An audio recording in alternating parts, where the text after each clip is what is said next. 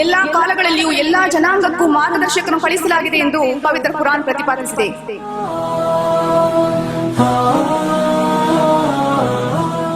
ನಾವು ಇಸ್ಲಾಮಿ ಶರಿಯತ್ತನ್ನು ನಮ್ಮ ಕುಟುಂಬಗಳಲ್ಲಿ ಅಳವಡಿಸಿ ತೋರಿಸಿ ಮಾದರಿಗಳಾಗಬೇಕು. ನಮ್ಮ ನಿಕಾಗಳು, ನಮ್ಮ ತಲಾಕ್ಗಳು ಇದು ಇಸ್ಲಾಮಿ ಶರಿಯತ್ನ ಪ್ರಕಾರವೇ ನಡೆಯಬೇಕು ಎಂಬುದಾಗಿ ಪ್ರತಿಯೋರ್ವ ಮಹಿಳೆ, ಕುಟುಂಬದ ಪ್ರತಿಯೋರ್ವ ಮಹಿಳೆ ಮತ್ತು ಪುರುಷನು ತೀರ್ಮಾನವನ್ನು ಮಾಡಬೇಕು.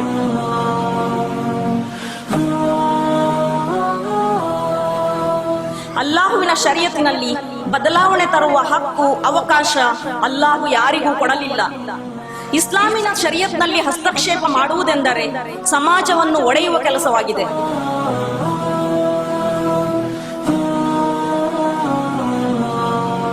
We can give the example of the Indian like Mahatma Gandhi, Rabindranath Tagore, Sarojini Naidu. They have appreciated the way of Islam, and they say the solution for the present problem is actually Islam. Hindu ದೇಹ, ಇಸ್ಲಾಂನ ಹೃದಯ ಮಾತ್ರವೇ ಭಾರತವನ್ನು ಮುಂದಕ್ಕೆ ಒಯ್ಯಬಹುದು ಅಂತ ಹೇಳಿದವರು ಸ್ವಾಮಿ ವಿವೇಕಾನಂದ. ಇತರ ಜಾತಿ ವರ್ಗದ ಮಹಿಳೆಯರನ್ನು ಮುಸ್ಲಿಂ ಮಹಿಳೆಯರೊಂದಿಗೆ ಹೋಲಿಸಿದರೆ ತಲಾಖಾದವರು, ಅದೇ ರೀತಿ ವಿಚ್ಛೇದನ ಪಡೆಯದೆ ಪತಿಯಿಂದ ಪ್ರತ್ಯೇಕವಾಗಿರುವವರ ಅಂಕಿಅಂಶಗಳಲ್ಲಿ ಮುಸ್ಲಿಂ ಮಹಿಳೆಯರ ಅಂಕಿಅಂಶ ಅತಿ ಕಡಿಮೆಯಾಗಿದೆ.